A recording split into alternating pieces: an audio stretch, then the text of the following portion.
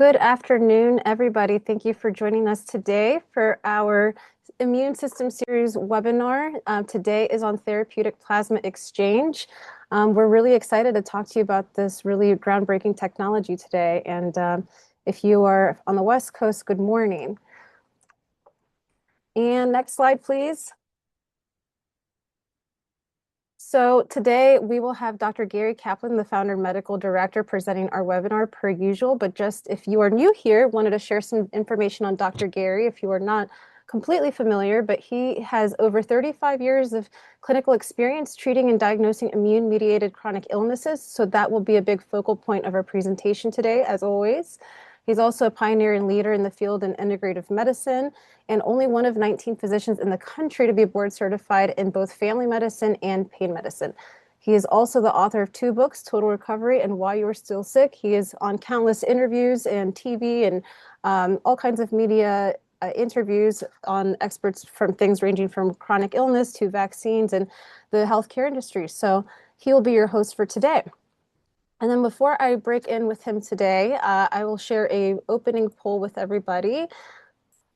So just to kind of read the room and get everybody aligned here, just wanted to see how everybody in the room is feeling in terms of this topic, just kind of get a pulse check, how familiar you are with therapeutic plasma exchange. You may not know anything at all. You might have had it before, just completely interested in it, heard something about it. Again, it is pretty groundbreaking, more and more and being expanded in its use. And then, well, I should say number 2, what best describes your interest in TPE? So are you interested, is this a potential modality for something that you're facing or for a loved one? Are you a representative from the medical field? Did you just want to learn more and kind of nerd out today with us? But we'll just give that a couple more seconds there to get filled out by everybody. And I just wanted to also state that this is being recorded. So if you aren't able to access this webinar today or wanted to share it with a loved one, we will be sending this out to everyone who's registered. I'll also be sending out the slides for your awareness as well. And also we'll share a stat here on the right. Just sharing that TPE is growing in its use. It typically has been only used in hospital settings, and now with more groundbreaking research, some of which Dr. Gary will discuss today, it's being used for an expansive array of different illnesses and conditions and longevity and all sorts of things. And that's all due to technological breakthroughs through the COVID-19 impact and so forth. So I will share those results. So it seems like a lot of people have heard of TPE, but not much, but 78% of everybody here. Some people have never even heard of it. Some are, just a few people are a little familiar or very familiar. So hopefully by the end of the session today, you'll be experts in knowing a lot more. Next slide, please. My turn. Yes, I will kick it off to you, Dr. Gary. And if I didn't state this earlier, before I let him kind of take over here, we will be having a Q&A at the very end of the presentation. We'll also be giving away one of Dr. Gary's signed books. So stay alert for that. At the end of the Q&A, I'll announce the winners, but I will kick it off to you. So thank you, Agatha. I'm particularly excited about this topic because we've been working to get it in the office for the last 4 years, and the next couple of weeks it will actually be in the office. We have partnered with Global Apheresis with Dr. Dobry Kiprov. Dr. Kiprov is the person who created outpatient plasmapheresis and made so much breakthroughs and all of this possible. I've had the opportunity to go out to San Francisco and train with him. And it's been a long time getting this into the office, and we've had experience with it now with a number of our patients receiving plasmapheresis. Outside of it, I myself have received plasmapheresis a number of times, inclusive when I was down in Buenos Aires doing work on stem cell work. This takes us to a whole nother level. Now, I do want to emphasize that this isn't the cure-all, okay? This isn't going to replace everything else we do, but it adds a whole nother dimension to what we're able to do, and I think it's going to allow us to get a whole bunch more people all the way to the finish line in terms of getting them better, as opposed to partway there. So what's gone on, especially since 2016, when Dr. Kiproff first started doing these procedures outpatient, uh, therapeutic plasma exchange has been around for a long time. So you need to understand that this is an FDA approved process. The machines are FDA approved. What we're using it for in many cases, such as PANDAS and whatnot, is off label, meaning that insurance for the most part isn't going to cover it. But we've got data and good research showing the promise of this technology. So it's very exciting, not just from the standpoint of it's been a proven technology. It's already in use in hospitals around the country. There's a wide range of procedures that it is proven to be very effective in. There is good data in the procedures that or the conditions that we're going to be talking about it today, which will be PANDAS, and post-COVID, and basically autoimmune encephalopathies and longevity. So and Alzheimer's.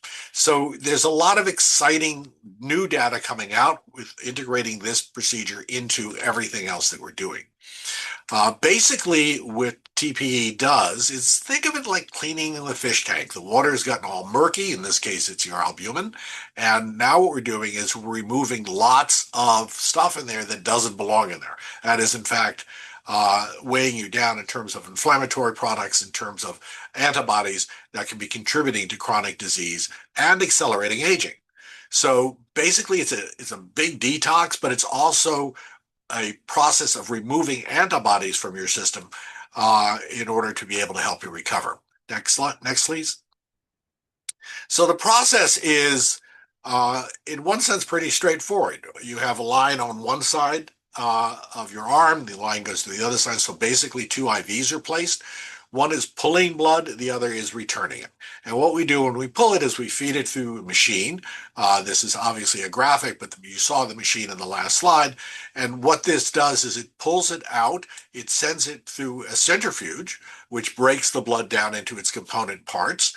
And then we specifically extract the plasma component of it, the albumin, from you. And then what we do is we give you new albumin, okay, which is fresh albumin that does not have any of the inflammatory particles in it, does not have any of the antibodies in it. And we combine that with your own blood and give that back to you, and then give it back. We extract about 1.5 to 2 liters of plasma from you when we do this procedure. It kind of depends on your height, your weight, and a number of other things. But ultimately, what we're doing is removing tons of inflammatory factors and reduce immune overactivation. Next, please. So, historically, as I said before, this has been limited to use in hospitals, and it's been done for decades in the hospitals. And there's a wide number of autoimmune diseases, neurologic diseases, hematologic diseases that this therapy has been used for. We're now seeing data showing up with good studies, a number of which Dr. Kiproff himself participated in chronic illness conditions, such as post-infectious disease, Alzheimer's disease, long COVID, and general longevity. And what we're seeing is that with the improved outpatient technology, we're also seeing improved safety. And so where we've had to use central lines when we're doing this in the hospital, is fraught with any of a number of different complications and a considerably more complex procedure to employ. We're able to do it just with peripheral lines in your elbows. Is we're putting in the veins there. And with regards to doing it that way, minimal side effects, minimal problems. And listen, I'm a wimp when it comes to needles, and I've been able to tolerate a number of these procedures without any problem whatsoever. So it gives us now a whole nother level of option. And as we go through the data, you're going to see it also gives us an option which is a whole bunch faster than IVIG and cheaper than using things like rituximab, and also less invasive than something like rituximab and IVIG. So we'll go through that as we go through the data. Next. So this is, as you can see, a wide range of conditions. These are approved. Okay, this is the insurance companies will pay for Guillain-Barré and myasthenia gravis, multiple sclerosis, uh, relapsing remitting type, chronic inflammatory demyelinating polyneuropathy. So there's a wide range of conditions, both autoimmune, neurologic, blood disorders, and kidney disease. In bold, what you see is the new conditions that we are now using it for in PANDAS, Alzheimer's disease, general degenerative uh, diseases, uh, and using it for long COVID, ME/CSF, and longevity. So there's a wide range of conditions that we're expanding into outpatient, um, as opposed to having to do all of these procedures in the hospital. Next, please. So what we need to do in order for you to have a session is the very first thing is we need to actually draw some blood work before we have you come to the clinic. So we need to check your blood count. We need to check and make sure you're not having problems with coagulation issues. But there's not a lot involved in terms of the basic blood work that we need in order to be able to uh, get you established for doing this procedure. We also don't want to do the procedure if you have an acute infection. So we need to make sure that you're not acutely ill when we're doing the procedure. So when you come in, basically we're doing vital signs on you.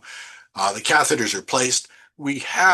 And all of this is done by a nurse who is specifically trained and certified in therapeutic plasma exchange.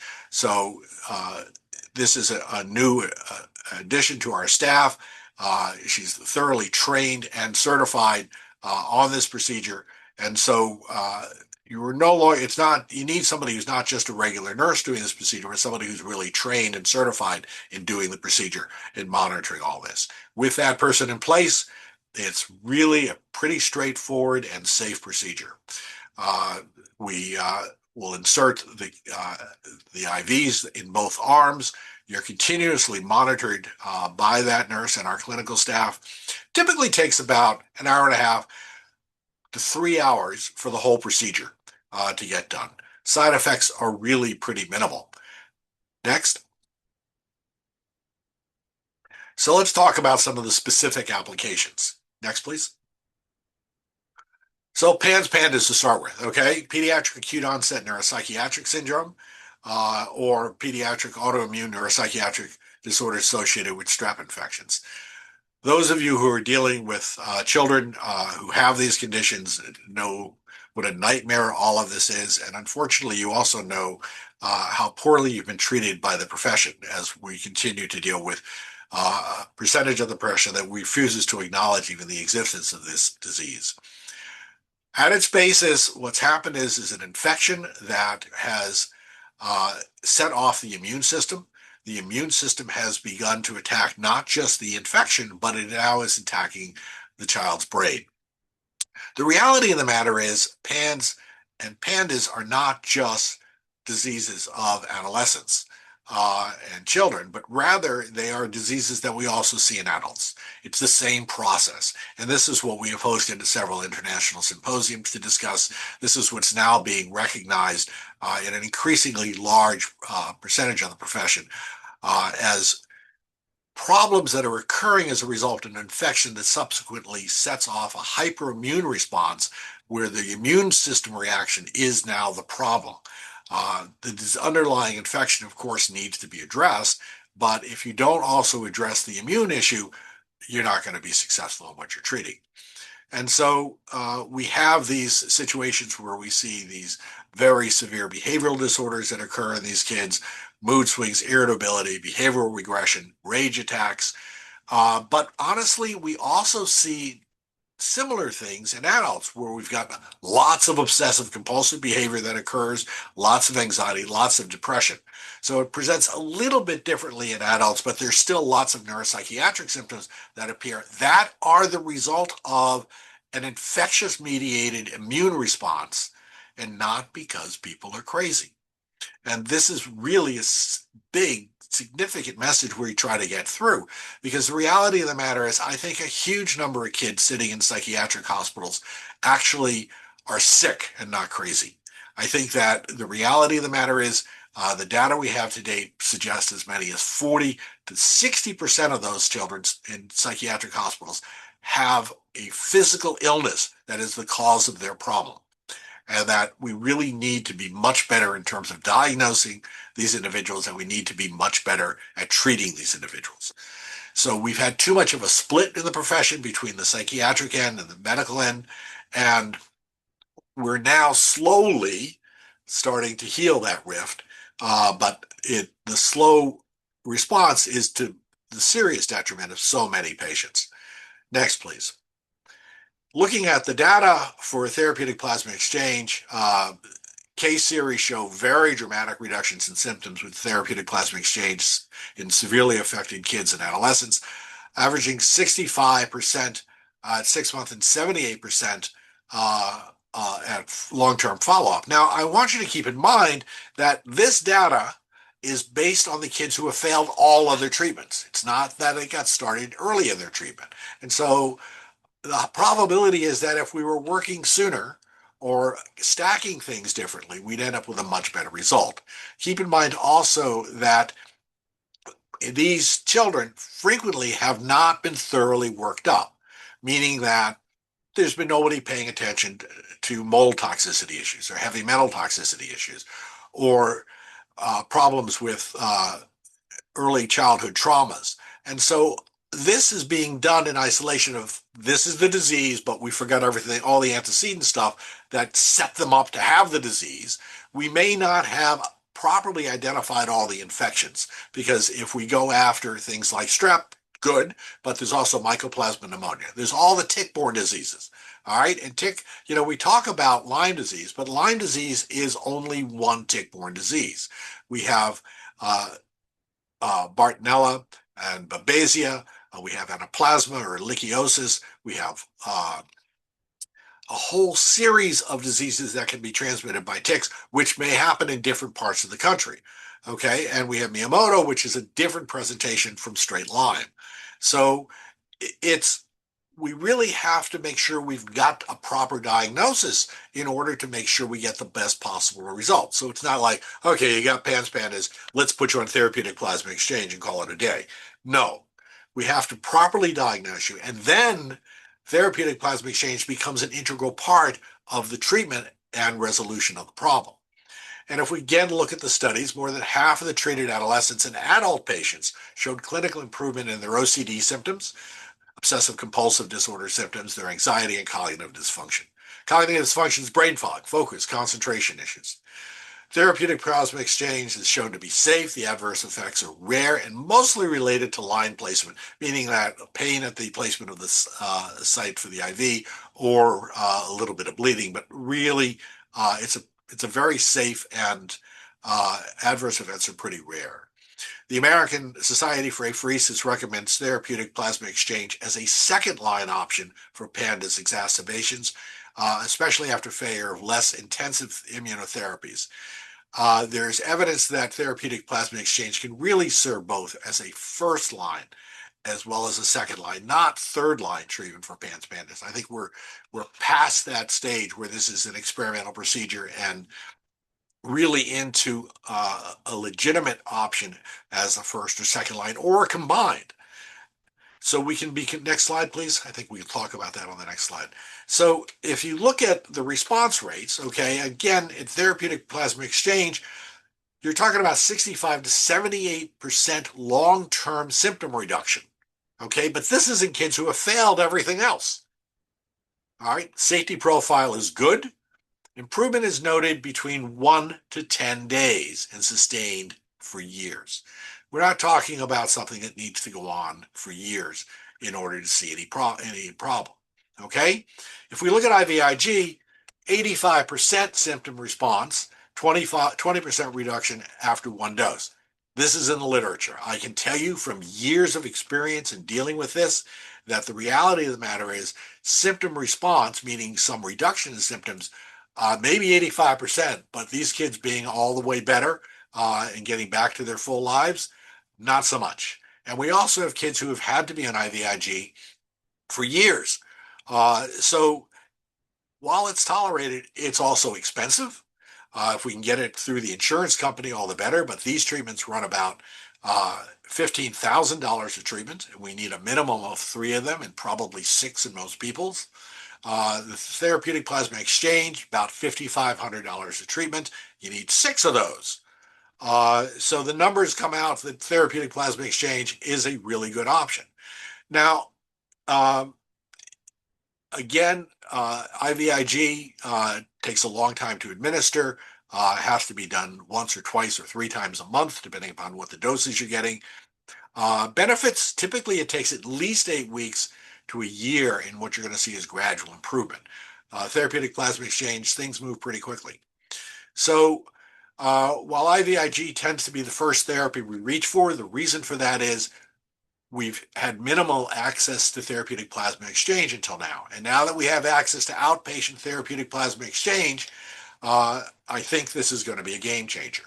I also think that if you combine IVIG with therapeutic plasma exchange, Dr. Kiproff and I have had long conversations about this, that we can potentially look at much lower doses of IVIG replacement in terms of maybe 40 grams a month as opposed to 80 grams a month in terms of getting as good or a better response. So there's a lot that can be done here in combining these things as well as using them as single therapeutic interventions. Next.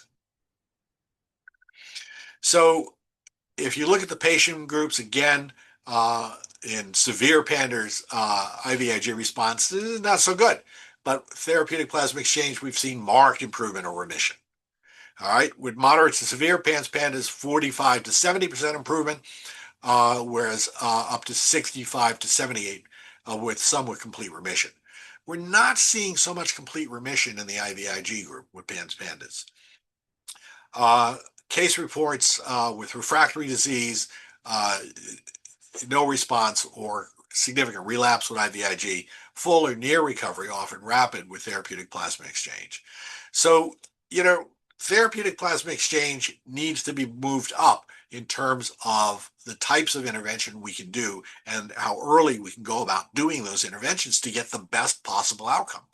And again, remember, you're talking about a response with therapeutic plasma exchange within a week, whereas response for therapeutic plasma or for IVIG is going to take us at least 2 months and probably closer to 6.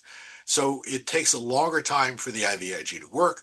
Combining the two, especially from some of the data we've seen from the longevity studies, suggests that it's extremely powerful. Now, you have to use some IVIG replacement, typically about 5 grams, maybe 10 grams, in the course of doing therapeutic plasma exchange. Typically, we do 6 treatments. So it's not a single treatment, but rather a series of 6 that can be done every other day or twice a week over a 3-week period.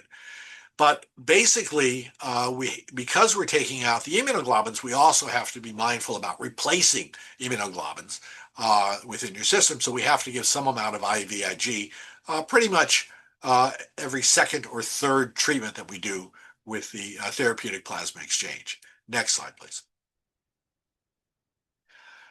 In long COVID, we also have now some really interesting data. Long COVID, of course, is a chronic condition where people experience a wide range of new and recurring ongoing health problems 4 or more weeks after a COVID infection. Depends who you're talking to. Long COVID can be defined as anywhere from a month after you've had the infection and resolution or 3 months. The World Health Organization, I believe, insists on 3 months. So 3 months later, you're still sick. Well, what are you sick with? Fatigue, brain fog, difficulty with breathing, the sense of shortness of breath, okay, air hunger. Essentially the symptoms that look exactly the same as myalgic encephalomyelitis, chronic fatigue syndrome. And you can have neurologic symptoms. You can have migratory neuropathies. You can have weakness within your legs and develop a CIDP type syndrome. You can develop POTS. There's a lot of different problems because what we now understand is that in a subgroup of people, this is not just a disease that affects the brain or it turns on the immune system, but also impacts the blood vessels. And so you get a vasculitis, meaning that the blood vessels are inflamed. And when that happens, you can have problems that air hunger can be a result of the air not quite working, getting into the blood, even though your lungs themselves are fine, but the fine capillaries are not, because you've got microclots occurring within the system. And the beauty of plasmapheresis is that it can take those anticoagulant or those coagulation factors out of the blood. And so it's a much more wide-ranging effect. COVID is something in which we're looking at not just turning on the antibody system, but we're turning on the innate immune system. And so we have to be able to remove lots of cytokines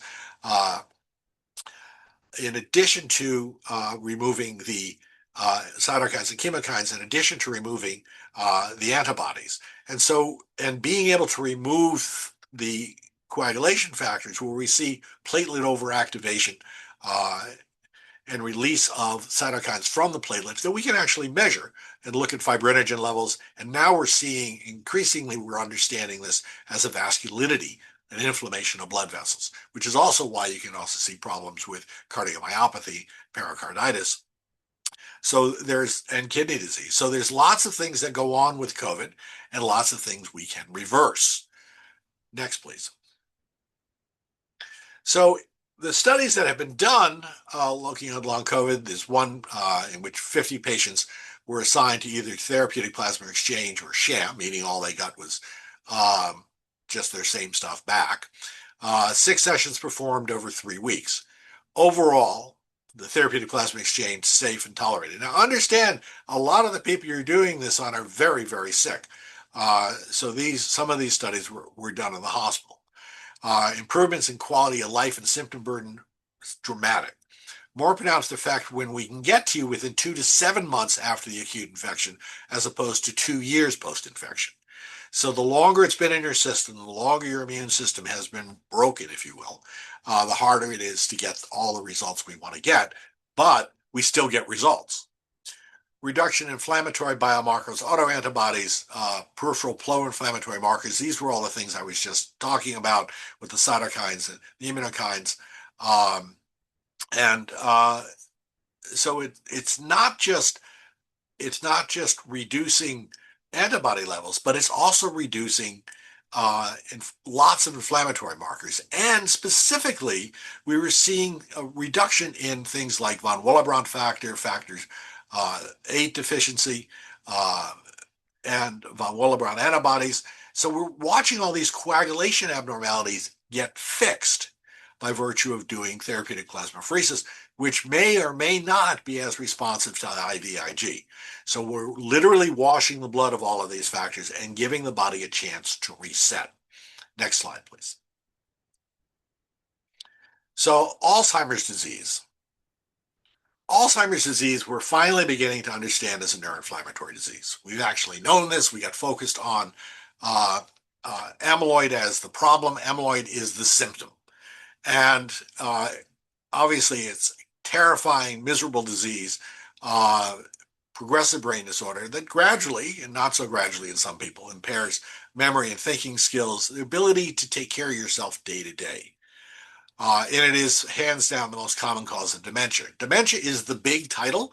Okay, so dementia is anything that is affecting your cognitive health and ability to focus and concentrate.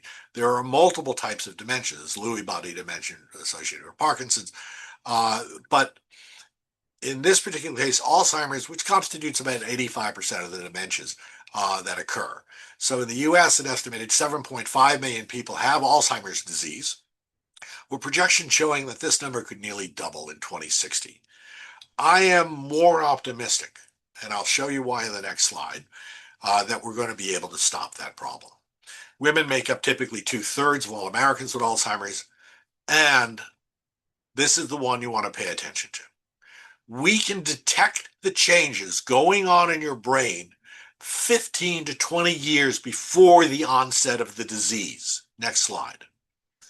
Pay attention to this slide. We can look at and identify blood markers now, not just CSF. For years, it was only CSF. In the last 2 years, we've now have blood markers, so they're fairly easy to get, where we can begin to see the progression of Alzheimer's in your brain. And what you're looking at is that inflection point between the orange and the red lines, and that crossover point is the point at which the disease shows up clinically, mild cognitive impairment. That's the point at which we're already way behind the curve. There's 15 years before that we can potentially intervene and stop the occurrence of Alzheimer's. That's extremely exciting because now it gives us an opportunity to truly prevent the occurrence of the disease as opposed to just treat the disease. Because once it's started, it's a whole bunch tougher to do much about it. So what can we do early on? We can do all the things we want to look at that are potentially inflaming the brain. We want to make sure that we're getting rid of all the toxins in your system. We want to make sure that you're getting proper exercise and proper sleep are absolutely crucial. Sleep, as we talked about last time, is absolutely necessary in order to allow the brain to detoxify and recover. So lots we can do. Nutrient-wise, there's a lot of things we can do. There's things that can be done in terms of repairing omegas, balance in your body, other nutrient balances. So there's a lot we can do to intervene before you develop mild cognitive impairment. So much to think about in terms of being able to prevent this disease now that we can identify the beginnings of its occurrence. Next slide, please. And so right now, what we have available is not so good. We've got 2 drugs available right now that are approved by the FDA for treatment of Alzheimer's. And these drugs do not cure the disease. They slow the progression of the disease. Okay? So lecanemab and donanemab are the 2 anti-amyloid drugs. And they target amyloid, okay, which is kind of a downstream effect of this disease. It is not the primary problem, which is neurofibrils that are occurring within the neurons. So it's already kind of one step removed. The side effects with these drugs are unfortunately high, and it depends. One of the things that becomes dependent in terms of how often you're going to get side effects is your genetics. So we look at ApoE. ApoE comes in varieties of 4-4, 3-4, 3-3, 2-3, and 4-4 is the highest risk of both developing Alzheimer's disease, but also the highest risk in developing cardiovascular disease, interestingly enough. And it's also the highest risk in terms of developing side effects with either of these drugs. The side effects from these drugs are what's called ARIA-E and ARIA-H. Okay, these are amyloid-related markers that occur on MRIs. The majority of them are asymptomatic, but it means that we need to monitor you while you're getting the therapies, the IVs for this stuff. ARIA-H is basically hemorrhages that occur in the brain. Most of them are asymptomatic. Only 2.8% are symptomatic. And ARIA-H ARIA-E is edema, swelling. ARIA-H is hemorrhage. And so basically, these are pretty significant side effects that can occur and something that we need to monitor closely. Most of them tend to present asymptomatically, so what we do is we find them on MRI as we're monitoring you, but we then have to stop treatment. And then we got to see that the swelling or the edema and the bleed stop, and then we consider restarting the drug. But there's another high percentage of people who, once we restart the drug, we end up with problems. The success of these drugs is in slowing the progression of the disease, not curing, slowing the progression of the disease, and overall probably slows the progression of the disease somewhere from 18 to 30%. Okay, not nothing, but if you're really being realistic, you're talking about slowing the progression of the disease 5 months to about a year. Okay, so the percentages are lovely, but the reality in terms of what it does is another thing. It doesn't get you back to baseline. It doesn't get you back to where you were before you developed the dementia. But it slows the progression of the disease. Not bad. It buys us time, because time allows us to develop new drugs, new therapies, and ultimately get better results. So we'll take what we can get, but we got a ways to go. Now, therapeutic plasma exchange. Therapeutic plasma exchange is not yet approved for treatment of Alzheimer's disease. But there was a very nice study of about 500 individuals called the AMBER study. And in that study, about 90% of the plasma exchange procedures were performed without any adverse effects. We're not seeing ARIA-A, we're not seeing ARIA-E. The side effects that did occur were pretty mild. They had to do with venous access, so in terms of bleeding or pain at the site, or problems with getting lightheaded, hypotensive, dizziness. But the reality of the matter is, wasn't much problem. And we don't do central venous access outpatient. We do peripheral access. And the side effects with that is really pretty low. And you compare it to what's going on with the lecanemab and the donanemab, then the reality of the matter is this is a much safer procedure. Next slide, please. And, the mechanism of action is still being debated, but if we look at it, with therapeutic plasma exchange, we are unquestionably removing some amyloid from the system. So what happens is there's an equilibrium between amyloid in the brain and amyloid in the blood. And as we continue to pull that out, more amyloid gets pulled out of the brain. And so that also reduces amyloid load, but it also gets rid of lots of inflammatory cytokines and any antibodies that are in the system. We see a significant slowing of the curve. That curve flattens by 50%. 50% slower, a loss of function in mild to moderate Alzheimer's disease over 12 months. The time of onset of benefit is 3 to 6 months. Okay, well, again, compared to lecanemab, a much shorter time period. It requires maintenance sessions. So basically you do 6 up front and then you do procedures maybe quarterly. All of that is still being debated, but certainly in the initial studies, quarterly repeats seem to be adequate. We already talked about the risk, and the realistic world is the logistics is, you got to be the place that knows how to do this stuff, has the machines in order to do it. So it's a specialized procedure that you have to go to clinics that are capable of doing these procedures. Again, if you look on the right, you'll see the comparisons to what's going on with the anti-amyloid drugs, which are currently approved. And again, there are benefits from these drugs, make no mistake, but there are also significant side effects. Next, please. And this is another way of looking at what I threw in here on this one was transcranial magnetic stim, which has been used for treatment of Alzheimer's. Benefits seem to occur fairly quickly.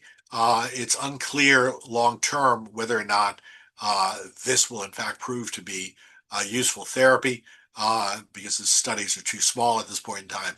But early on, it's another way of treating which is relatively non-invasive.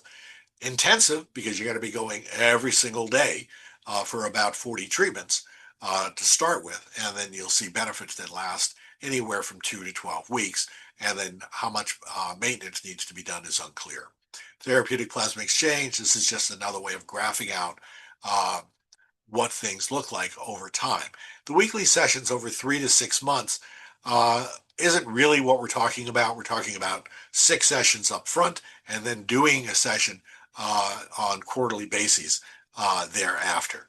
And again, below you see the lecanemab and I've lost some of my slides.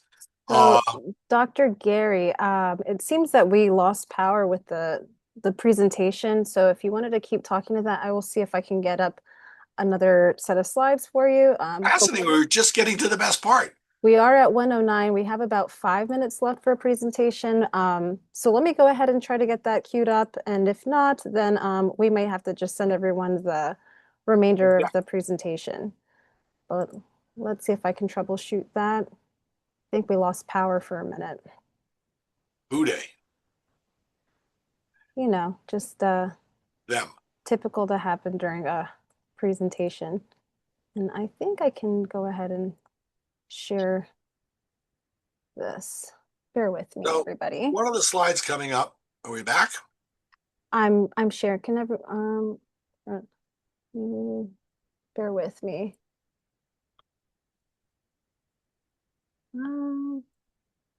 Is this the current slide? Good.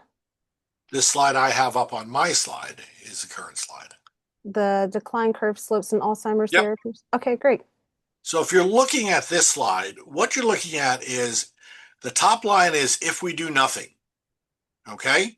That's what we expect in terms of progression of Alzheimer's. If we use one of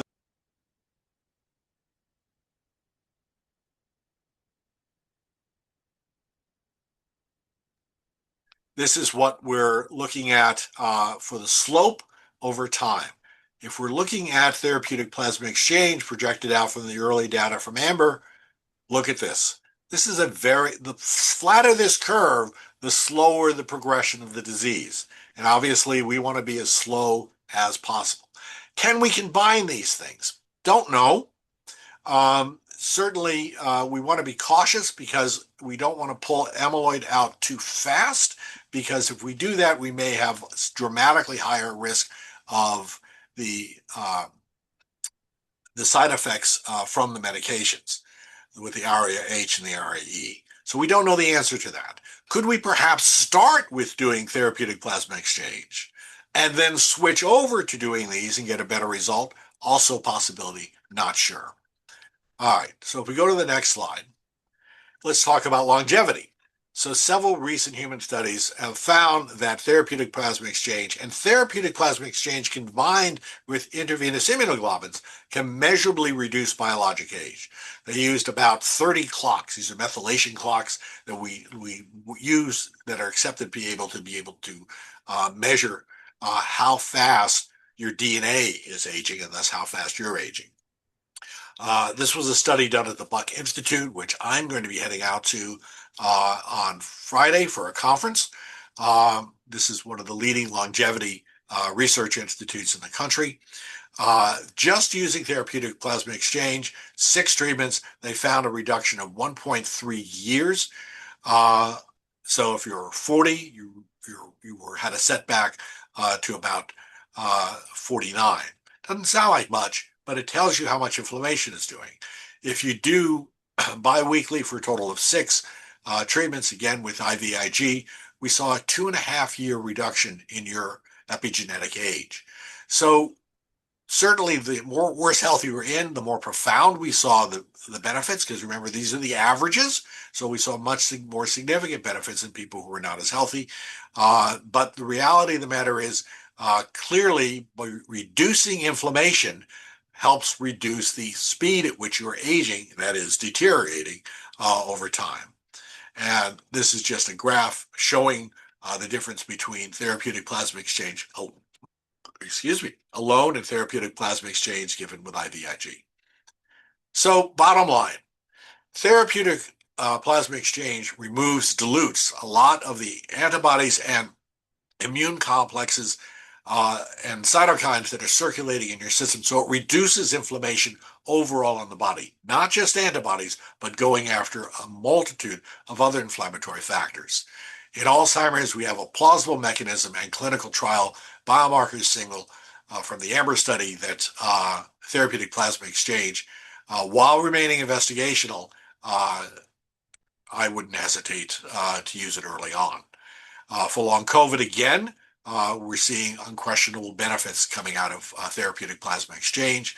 PANDAS has already been proven in a number of studies and case reports to be effective with therapeutic plasma exchange. And again, in terms of overall health and longevity, it looks good. I have to tell you that for myself, for the number of things I'm doing, my biologic markers are about 10 years younger than my chronologic age. So I know this stuff works because I do it on me. So it's part of our broader plan. And you need to think in terms of not therapeutic plasma exchange is going to cure you, but therapeutic plasma exchange is part of a comprehensive therapy treatment program in order to help you recover your total health. And around here, this is kind of what the process looks like. We got to get your whole history. We have to do the testing to find out where things have gone amiss within your system.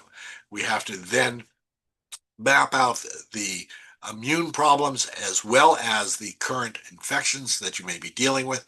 And then we have to do proper treatment in order to get everything cleaned up in your system to put you in optimal health. And so it's not just a matter of symptom relief, it's really a matter of reducing your risk of not just disease today, but in the future. And that's one of the exciting and powerful things about therapeutic plasma exchange is we can look at very long-term risk reduction and resolution of current illness, but also in terms of aging and inflammation that's going on. So I'm extremely excited about being able to add this at the Kaplan Clinic, and in the coming weeks we'll be starting up the program here. It takes a long time to get the machine set up, and we got to get the right nurse set up. All of this is moving into place, and we'll be ready to roll in the next couple of weeks. So, questions that you have? Yeah, thank you, Dr. Gary. That's right on time. Just here on the screen for everybody. I'll also pop on in just a sec. This is the Kaplan method, which we've described before. And again, I'll share these slides with everybody, but this is our approach to healthcare here at the Kaplan Clinic, and we will be integrating TPE like Dr. Gary mentioned. So that brings us to the giveaway portion of our lecture for today. So if you can go ahead and raise your hand, you can click the icon at the bottom of your screen if you wanted to enter a chance to win a signed copy of Dr. Gary's book, Why You're Still Sick. We'll also be giving away 2 consolation prizes. I'll be emailing everyone directly with the email that you registered with, and I'll be announcing those first names at the end of the Q&A session. So that takes us to Q&A. We had a few great questions. So let me pull those up for you, Dr. Gary.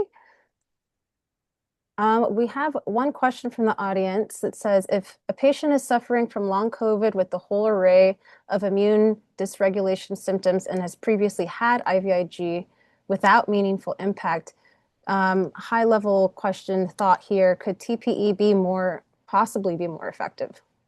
So the short answer is yes. The longer answer is I want to make sure we haven't missed anything and make sure that there are not other issues going on before we move ahead and do that. So there's lots of ways that we go about treating long COVID. There's lots of things that need to be taken into account. So we need to make sure diagnostically we're clear on what the problems are and where our interventions are, and use therapeutic plasma exchange as a part of this system of therapy. But therapeutic plasma exchange absolutely has been shown in case studies, certainly, to be effective where other therapies were not. Great. Yeah, I think you showed a lot of great data on that. That's still emerging too. In that similar vein of long COVID, someone else is asking, for long COVID, is it possible to see benefits with less than 6 sessions, or do you seem to always recommend at least 6? You know, we're going by what the studies have shown us to date. Kiprov has suggested perhaps we can get away with 4 sessions. It really, we need to clean out enough of the inflammatory particles to give your system a chance to reset. So can we get away with less than 6? Perhaps. 4, I think, would be kind of a minimum. But we don't know. I mean, I have to go by the data that we have available to us, and I certainly don't want to put somebody in a situation where we do 1 or 2 treatments, haven't gotten full results, and we can't move forward. So I'm going by the data. The data says 6 treatments. Kiprov has suggested perhaps we can get away with 4, but we don't have the data on that yet. So if we're going to do it, we should do it in a way that we get you the optimum opportunity to fully recover. Yeah, and it really does seem like it really is case by case with each person. All right, we have another question. Is there any research or data regarding TPE and mast cell activation, since there's so many similar symptoms with long COVID? Yeah, so mast cell activation syndrome, unquestionably, you're removing a lot of the inflammatory issues, inflammatory cells, and things. So in a mast cell, you have to remember that mast cells don't just produce histamine, they produce about 200 different substances. And so as we flush the blood from those things out of the blood, we should be seeing dramatic improvement in mast cell. But again, mast cell doesn't exist in a vacuum. So mast cell is typically part of a generalized overreaction of the immune system to some infectious disease or toxic assault. And so we again need to be treating in a comprehensive manner to get the best possible results. Therapeutic plasma exchange should absolutely reduce issues with regards to mast cell and with POTS and peripheral neuropathies in a large number of these cases. Indeed, if you look at it, therapeutic plasma exchange is indicated for treatment of demyelinating CIDP, chronic demyelinating polyneuropathies, that are a result of an infectious process. So, yeah, I would expect that mast cells are definitely going to improve along with POTS. We've seen this anecdotally in some of these studies reported, but it's not been specifically studied. Great, thank you. Someone is asking where the new albumin comes from. The albumin is pooled from several hundred people. That's taken at centers where they're drawing the albumin from. They're tested for a whole array of different potentially infectious diseases. One other thing that's important about albumin is we don't have cellular products in them, meaning that for a while they were doing young plasma for longevity. The problem with young plasma is you're giving blood products. And all of those have potential to excite an immune response. You're not going to get an immune response to albumin. Albumin doesn't have the cell particles in it that would potentially cause that to happen. So we're giving you something which is a clean fluid that you normally have in your body, but without all of the inflammatory parts and without any of the active cells that can potentially set off an immune reaction in them. So it's FDA approved plasma. This is not stuff that we're just getting randomly, and they've gone through. It's a drug, and it's gone through proper clearance in order to be able to administer that plasma. Great, thank you. Yeah, great question. Another question here, would high DDIMER or small veins preclude a patient from using this treatment? Yeah, we've got to be able to have access, right? And so if in fact we can't get a catheter in you, that's going to create problems. That's a very rare problem, but uh, but generally we're able to get it. As far as the coagulation anomaly, again, it depends how severe and how much of a problem it is. We certainly don't want you on anticoagulants when we do the therapy. We certainly don't want you acutely ill at any time that we're doing the therapy, meaning for an infectious disease. Obviously, you're chronically ill, but we don't want you having, COVID during the time we're giving the procedure. We don't want you having flu during the time we're giving you the procedure. So there are times where it's contraindicated. Significant coagulation anomalies are not a good choice. And basically, we're okay for most of the medications you're on, but occasionally there'll have to be a medication we're going to say, no, we're going to wash that out. We can't give it to you. That might be some of the anti-seizure meds. So, but we can, most of the time, stop the medication. You don't take it in the morning when we're going to do the procedure, and then you give it immediately after the procedure so we can keep blood levels up. Great, thank you. All right, someone is asking, how does this compare to EBOO?